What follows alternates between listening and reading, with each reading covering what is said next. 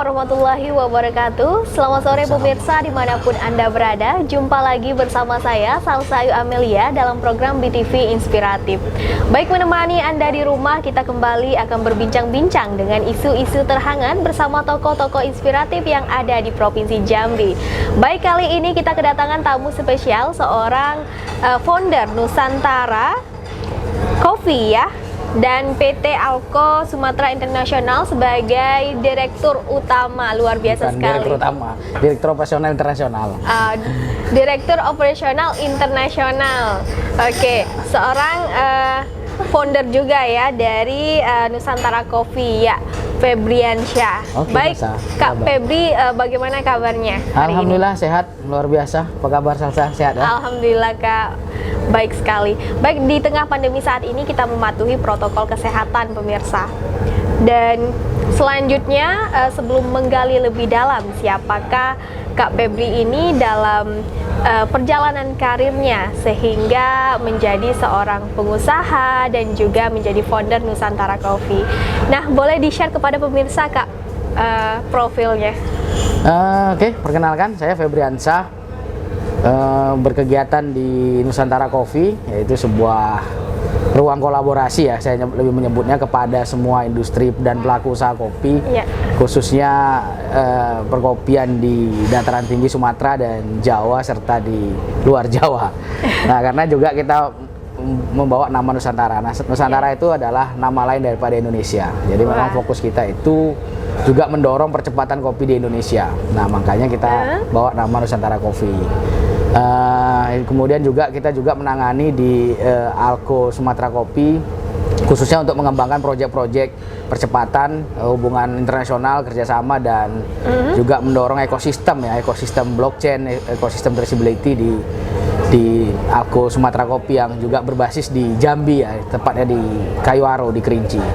Bagaimana produktivitas kebun yang ada di Sumatera itu. Nah, jadi interaksi ini yang kita bangun menjadi sebuah komunikasi yang berkelanjutan, sehingga kita memang hari ini punya komunikasi dengan teman-teman di luar, dengan industri, dengan asosiasi di luar, dengan para pelaku-pelaku juga di luar, dan tentunya itu semua kita delegasikan, kita developkan ke teman-teman di dalam negeri kita tentunya. Gitu. Ya, lebih berkecimpung juga ke dalam negeri Indonesia ya, terkhususnya untuk saat ini jenjang karir itu saat ini sudah menjadi seorang pengusaha itu kan tidak mudah ya Bang ya, untuk menjadi sampai ke titik saat ini. Tentu banyak hal-hal yang harus kita bangun dari awal gitu. Nah, untuk jenjang karir yang sebelumnya memang sudah, ini memang dari basic pendidikan atau memang ahli gitu di bidang ini gitu? Kita dulu belajar dari dasar ya, setelah tamat jenjang sekolah lanjutan atas, kemudian kita juga sebelum kuliah itu malahan di perusahaan ekspor juga ya, ada keluarga kita juga itu di Sumatera Utara, tentang bagaimana sih kita memastikan produktivitas kopi. Kemudian saya masuk ke jurusan pertanian, perkebunan, juga belajar konsentrasi di bidang kopi. Dan kemudian di tahun-tahun itu mungkin belum banyak juga kopi shop, kita coba berbisnis kopi shop lah di tahun-tahun dulu. Nah, dari situ saya pikir ini ada peluang besar untuk kita garap ya, karena kita juga interest juga belajar berwirausaha ya dari dulu ya, karena memang kita lebih fashionnya ke sana ya, lebih cocoknya ke sana. Apalagi kita punya potensi lahan, potensi sumber daya yang bisa kita kelola, resource, yaitu ada kopi di beberapa daerah di Indonesia, ada produktivitas, ada petani. Nah, ini saya pikir ini sebuah modal bagi kita untuk terlibat, karena multi effect player di kopi itu sangat luas dan siapapun bisa terlibat. Nah, itu makanya kita melibatkan diri kan. Jadi memang awalnya pemirsa, Kak Febri ini awalnya untuk sampai ke jenjang karir saat ini menjadi direktur operasional internasional ya, dan sekarang menjadi founder Nusantara Coffee, itu tidak mudah pemirsa. Ternyata dari basic pendidikan pemirsa. Oke, untuk menggali lebih dalam bagaimana Nusantara Coffee ini dan apa itu Nusantara Coffee, jangan kemana-mana, tetap di segmen selanjutnya.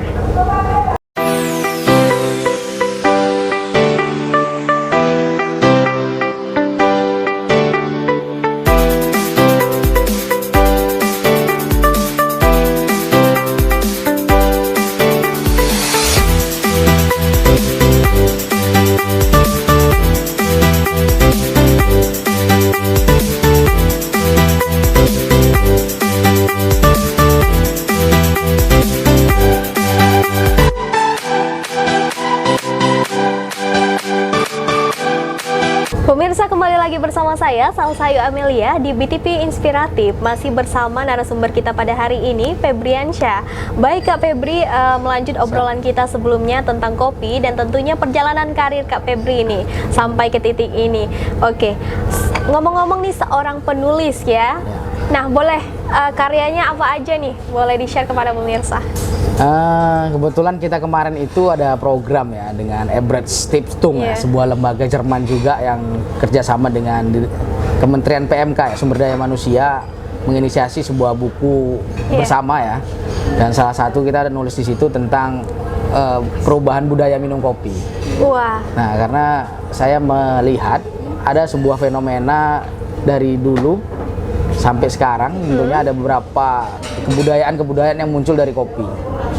Mulai dari mungkin sebelum Belanda di Indonesia itu ada kopi, sampai zaman Belanda dan sampai era hari ini, era milenial, era digitalisasi sekarang. Nah, ada sebuah interaksi ya. Saya pikir ada ruang kopi itu mempertemukan banyak orang. Kopi itu mempertemukan banyak gagasan dan kopi itu menjadi ruang kolaborasi bagi para pihak.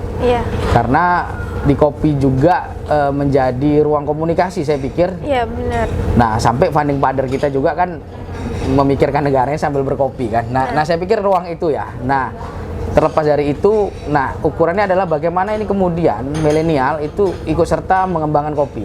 Baik itu di hilir atau di hulu. Kenapa? Karena kita masih konsumsi kopi kita tuh lagi-lagi masih rendah dibandingkan beberapa negara di Eropa, beberapa negara di Amerika. Nah, harapannya adalah dengan perkembangan budaya kopi, adanya coffee shop, adanya edukasi tentang kopi dan lain sebagainya, mengajak kepada semua pihak, khususnya masyarakat Indonesia, khususnya anak muda untuk ikut serta mencintai kopi dan mau minum kopi gitu. Sehingga kopi kita itu bisa diserap juga di dalam negeri dan tidak ya di ekspor itu kan karena ketidakhabisan kopi di Indonesia, makanya kemudian itu banyak dikirim keluar. Nah, kalau orang Indonesia udah minum kopinya tinggi seperti beberapa negara di luar sana, maka kemudian serapan kopi di Indonesia itu akan besar. Efeknya adalah kebun-kebun yang ada itu dioptimalisasi lagi, dikelola dengan baik lagi, kemudian industri kopi semakin besar, kemudian tentunya menjadikan benefit, menjadikan pendapatan ya bagi siapapun yang terlibat di dalam ekosistem itu. Ya, baik. Inilah yang tergolong atau kegiatan yang dimaksud dari founder Nusantara Coffee ya. Lebih Nusantara Coffee ini ternyata lebih meluas sekali ya. Karena Nusantara, boleh Abah katakan tadi, nama lain dari Indonesia. Oke, benar sekali. Nah, Nusantara Coffee ini ngomong-ngomong dari tahun berapa nih? Kita menginisiasi ya Nusantara Coffee itu dulu ketika kita baru ini ya di tahun 2013-2014 kita legalkan. Lama juga ya? Ya, kita legalkan secara perusahaan, kemudian kita juga awal-awal kita dulu main di coffee shop. Kalau sekarang lagi tren ya coffee shop, kita udah mulai dulu sebenarnya. Nah, dari situ juga kita sembari mengembangkan di sektor hilirnya, mendorong budidaya, memastikan kualitas bahan baku petani itu jelas, yaitu apa, varietas tanaman. Kemudian karena kita punya background tentang pasca panen dan background tentang agrikultur di kopi, kita juga punya semangat mendorong teman-teman, mengajak kawan-kawan anak muda untuk kembali ke kebun, menata kebunnya lagi. Karena kita bicara lagi-lagi resource-nya itu penting, bagian penting. Resource itu adalah bagian kebun produksi. Nah, ini tentunya tanggung jawab kita di Nusantara Kopi juga untuk kolaborasi melakukan percepatan itu. Makanya kita banyak kerjasama project di beberapa tempat untuk melakukan percepatan kopi, khususnya ya anak mudanya, karena saya pikir lebih ini ya, lebih cepat interaksi. Nah, itu juga mengajak bagaimana milenial itu bisa terlibat ya di industri ini kan gitu. Dari Nusantara Coffee sendiri itu dilegalkan tahun 2014 menjadi sebuah perusahaan tentunya ya. Dan sekarang boleh tahu nih dari berbagai negara mana saja nih yang berkecimpung dalam hal ini? Ya, Nusantara Coffee sendiri saya pikir ini sebuah grup yang di dalamnya ada beberapa kolaborasi ya. Kalau di Takengon kita punya kolaborasi dengan teman-teman di Takengon juga, ada beberapa koperasi, ada beberapa perusahaan-perusahaan lokal di sana, kemudian di Sumatera Barat dan di Jawa Barat dan di Jambi sendiri, Jambi khususnya di Kerinci. Nah, kemudian kita menginisiasi baru lagi. Nah, saya lebih cenderung kepada melahirkan yang baru. Misalnya kita menginisiasi hal baru untuk fokusnya di dalam negeri juga, tentang bagaimana sih mendorong produksi produksi kopi. Apa itu ukuran produksi, kualitas dan kuantitas. Jadi kopi itu bisa diukur kuantitas mulai dari kebun sampai ke panennya. Jadi satu daerah kita bisa petakan akan panen di sekian ton dan kapan panennya. Nah itu. Baik. Jadi bisa diukur. Baik pemirsa, inilah seorang pengusaha dari PT Alko dan juga founder Nusantara Coffee. Tentunya luar biasa sekali sampai internasional pemirsa.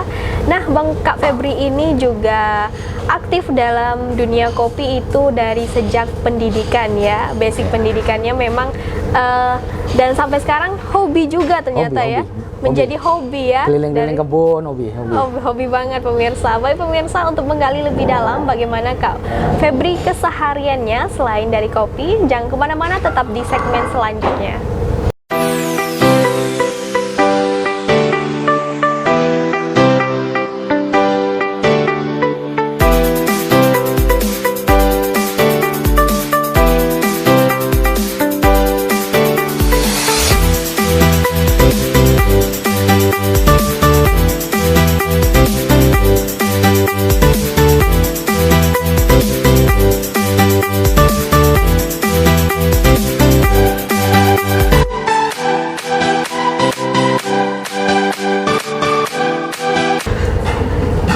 Pemirsa, kembali lagi bersama saya Salsa Amelia di BTV Inspiratif. Baik, masih bersama narasumber kita pada hari ini, Kak Febri, seorang founder Nusantara Coffee yang luar biasa sampai saat ini menjadi seorang pengusaha, direktur operasional internasional. Wah, luar biasa sekali. Baik, melanjut obrolan kita sebelumnya tentang kopi, tentunya tidak lepas dari apa peran dari kopi itu sendiri. Nah, bagaimana menurut Kak Febri nih, bagaimana peran teknologi di industri kopi saat ini? Sekarang eranya era teknologi ya, eranya blockchain, eranya traceability, eranya terkoneksi. Nah, kopi juga punya peran besar. Perkembangan teknologi juga tidak terlepas daripada di dunia industri kopi. Nah, khususnya sekarang itu kita telah menerapkan ekosistem blockchain namanya. Mungkin hal baru ya di Indonesia. Hal baru yang didengar oleh masyarakat tentunya. Hal baru. Nah, di Alko sendiri ada sekarang kita punya namanya ekosistem blockchain traceability. Jadi memastikan pembeli kopi hari ini harus tahu dia dari mana sumber bahan bakunya, dan itu bisa dibuktikan secara real time dengan menggunakan teknologi blockchain, yaitu tinggal meng-QR, nanti akan tahu di mana petaninya, kapan dipanen, siapa kebunnya, bagaimana kualitasnya. Nah, saking canggihnya blockchain itu sendiri. Itu ekosistem ya, makanya bisa di-trace. Jadi kepastian orang hari ini butuh dari mana sih sumber kopinya yang dia dapat, sehingga ada kepastian dari sisi pembeli. Nah, dari sisi petani juga ada kepastian siapa marketnya, kopinya akan dibeli oleh siapa. Nah, itulah lahir namanya teknologi blockchain. Kita berkolaborasi dengan beberapa perusahaan blockchain dan kita juga menginisiasi teknologi blockchain untuk diterapkan. Nah, Alko hari ini telah menerapkan blockchain traceability, yaitu memastikan petaninya ada berapa, di mana, kapan panennya, dan itu nanti siapa yang minum kopi Alko, dia akan bisa QR dan akan kelihatan. Dan itu data itu tidak bisa dimodifikasi, jadi data itu masing-masing entitas, kalau kita bicaranya ekosistem blockchain itu akan memvalidasi. Misalnya petani, dia akan petik sekian kilo dan dia akan laporkan. Kemudian diolah oleh prosesor, terakhir nanti akan diekspor. Nah, informasi rantai pasok inilah menjadi namanya blockchain traceability. Intinya adalah kopi itu bisa dikembangkan untuk teknologi. Nah, ini juga menjadi kabar bagus. Semua yang terlibat di dalam ekosistem ini bisa ikut serta gitu, sehingga ada kepastian buyernya, ada kepastian siapa pembelinya, mau di nasional atau di internasional. Nah itu peran teknologi. Teknologi blockchain ini berawal dari mana sehingga mendapatkan ide dari teknologi tersebut? Kalau yang banyak berbicara blockchain itu kan tentunya negara Jepang ya. Hari ini kita tahu. Nah, blockchain itu kan bukan hanya kripto. Orang memahami blockchain itu sekedar mata uang kripto, bukan. Ternyata blockchain itu bisa dikembangkan kemana saja. Nah, tentunya yang inisiasi banyaknya Jepang. Nah, kemudian kita adopsi. Makanya kita mengajak salah satu perusahaan Jepang, Emurgo, untuk develop blockchain di Alko sendiri. Nah, terus kemudian kita kembangin sekarang di teknologi kita adopsi di dalam negeri sendiri. Jadi kita bawa beberapa programmer untuk menginisiasi blockchain kita yang lebih terintegrated antara eksportir, pembeli, dan kapal. Wah, nah, 3 ekosistem ini. Teknologi blockchain ini sangat membantu dan berperan penting tentunya untuk perindustrian kopi. Nah, blockchain sendiri sendiri juga bekerja sama bersama negara Jepang Ya, ya? Emurgo, salah satu perusahaan Jepang di Indonesia, Emurgo namanya. Wah, Ya. luar biasa sekali pemirsa. Dan hal-hal yang tidak pernah kita dengar, teknologi ini sangat baru juga ya di Sangat dunia baru. perindustrian ya. Ya, dan tentunya berapa banyak perusahaan belum sangat-sangat minim sekali ya memiliki teknologi blockchain ini. Kalau di kopi mungkin beberapa ya perusahaan di Indonesia yang udah beberapa. pakai blockchain kopi ya. Mungkin kalau kita kan bisa kita lihat nih, kita googling. Mungkin baru beberapa, Alko salah satunya ya. Alko sebagai produsernya. Kemudian ya mungkin ada yang lain ya, tapi yang itu tidak banyak karena perusahaan blockchain juga tidak banyak di Indonesia. Iya, benar sekali ya. Nah, itu juga. Nah, Dan ini boleh nih. Oke, baik, melanjut pertanyaan kita selanjutnya tentang prinsip hidup yang selalu Abang terapkan ini seperti apa? prinsip hidup saya pikir selagi itu tidak ada yang tidak bisa selagi kita masih hidup. Nah, satu yang Tidak kedua ada yang yang tidak tidak bisa. bisa ya, luar biasa. Nah, kemudian yakin usaha sampai. Jadi apapun kemudian kalau itu baik, saya pikir otak manusia itu bekerja pada posisi yang tidak bisa. Jadi selagi kita menggunakan kerja otak yang benar dan kemudian kerja kita itu bermanfaat, saya pikir semua hal bisa kita selesaikan. Nah, Iya, makanya benar kita sekali. punya prinsip yakin usaha sampai. Yakin usaha sampai ini seperti salah satu organisasi ya? Ya bisa jadi juga ya kan. Tapi ya tidak ada yang tidak bisa. Terus yang kedua di era sekarang ini kita perlu kolaborasi. Iya. Tidak mungkin kita bisa selesai dengan kita sendiri. Makanya sekali. perlu kolaborasi. Iya. Nah, apapun teknologinya, apapun bisnisnya, kolaborasi menjadi ukuran penting ya di era hari ini. Nah, kolaborasi dan kerjasama pemirsa sangat penting pada era digital saat ini. Ya. Dan tentunya tidak lupa pula untuk melibatkan para anak muda yang berkecimpung di dunia industri ini, ya kan? Karena memang menjadi seorang pengusaha tidak bisa terlatih hanya dengan kita melakukan sesuatu mungkin dengan cara yang pedagang atau seperti apa, mungkin dengan kita terus belajar dan terus belajar mencoba, karena tidak banyak anak muda yang berinovasi setinggi apa namanya ya, Setinggi bintang di langit. Iya, setinggi bintang enggak ya, seperti itu pemirsa, sehingga memang untuk mencapai ke titik saat ini pun tidak mudah bagi Kak Febri. Nah, untuk motivasi nih Kak Febri yang bisa mengapresiasi anak muda di rumah itu seperti apa, boleh di-share?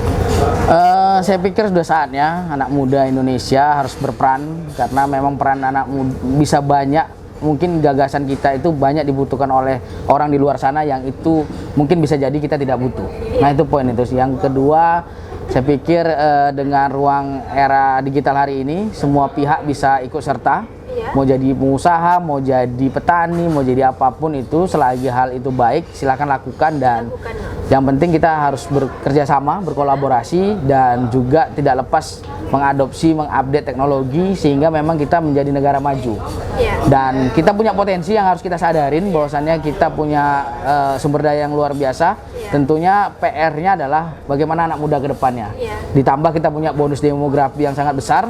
Nah, ini tentunya menjadi PR besar bagi seluruh anak muda di Indonesia, seluruh anak muda khususnya di Jambi ini untuk berperan aktif ya, ikut serta terlibat di bisnis kopi atau di bisnis yang lainnya. Di bidang industri lainnya. Bidang industri lainnya. Baik para anak muda yang menonton saat ini, saya yakin Anda tengah melihat perbincangan kita pada hari ini. Tentunya memang motivasi dari Kak Febri sangat luar biasa sekali mengapresiasi para anak muda di rumah.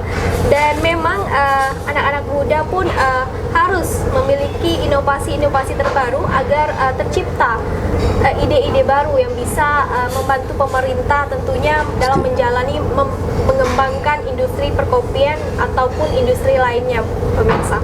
Baik pemirsa, Anda telah mendengar perbincangan kita pada hari ini bersama Kak Febri, seorang founder Nusantara Kopi, dan tentunya sangat mengapresiasi untuk pemirsa di rumah. Waktu saya menemani Anda sangat terbatas. Saya Salsayu Amelia dan kru yang bertugas pamit undur diri dan terima kasih. Saksikan selalu BTV Inspiratif setiap Senin dan Kamis jam 6 sore hanya di BTV Jambi, cerdas bersinergi.